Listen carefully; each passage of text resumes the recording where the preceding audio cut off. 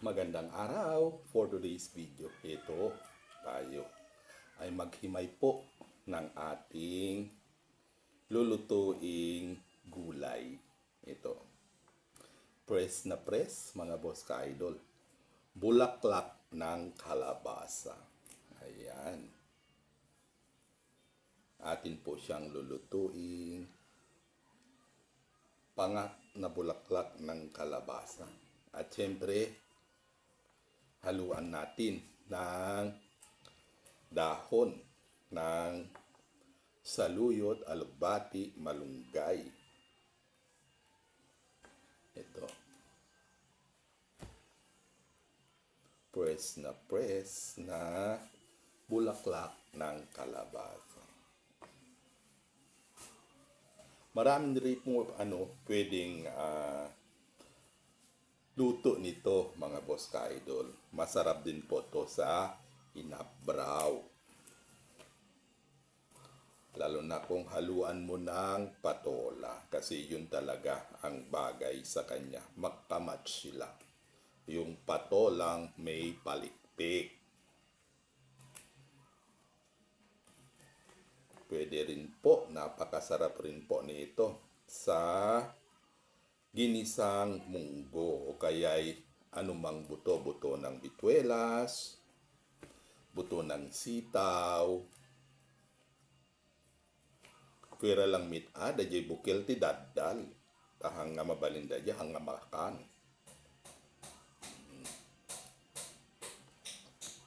Sarap nito mga boss ka-idol.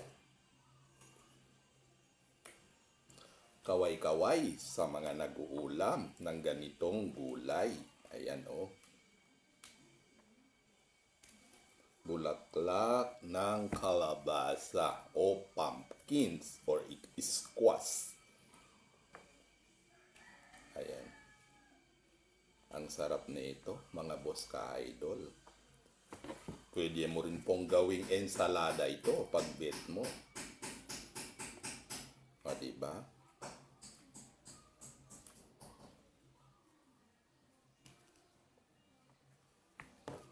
Mapalad po ang mga may tanim na ganitong gulay sa ngayon. O kahit anong klaseng gulay sa ngayon, mga boss ka-idol. Kasi ubod po ng mahal ang presyo ng mga gulay. Alam nyo ba kahapon, nung pumunta po ako, sumilip sa may palengke kahapon, may namataan akong ganitong tinda, bulaklak ng kalabasa. Abay may bibili. Tinanong kung magkano ang bentahan nila. Sabi doon, nang nagtitinda doon sa bibili ay 35 pesos ang isang tali po. Biruin mo, napakamahal. Dati is mabili lang natin ito ng 5 piso, 10 piso. Mahal na ka natin pag mabili natin ng 15 pesos. Pero sa ngayon, napakamahal po. Kaya mapalad ang mga may tanim ng mga gulay. Kahit anong klaseng gulay, sadyang napakamahal po ngayon. Maging yung malunggay na hindi natin pinapansin ay ubod din po ng mahal. 30 pesos ang isang tali. Ganyan lang po kalaki yung tali niya. 30 pesos. Diba? Grabe na po ang presyo ngayon. Kahit sa mga gulay-gulay lang is napakamahal po. Kaya ugaliin nating magtanim ng sariling gulay natin para hindi na po tayo bibili. Tumaas man ang presyo ay hindi po tayo nangangamba na gumastos ng napakalaking pera para lang sa mga gulay. Kasi yung isang tali na yan na napakamahal is kokonti po mga boss ka-idol.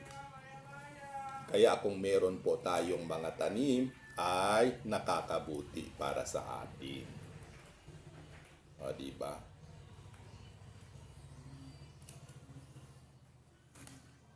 Pero hindi naman po kasi lahat ng tao ay may pwedeng pagtamnan. Lalo na pag ikaw ay nakatira sa syudad o kaya kahit sa baryo kung wala ka naman talagang pwedeng pagtamnan.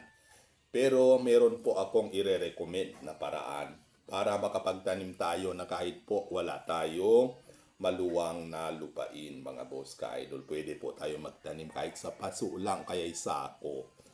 Sa maliit lang na espasyo ay pwede ka po makapagtanim ng mga ilang puno.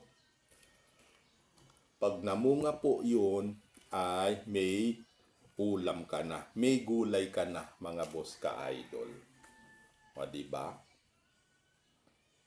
Kaya napakainam na magtanim ng sariling gulay.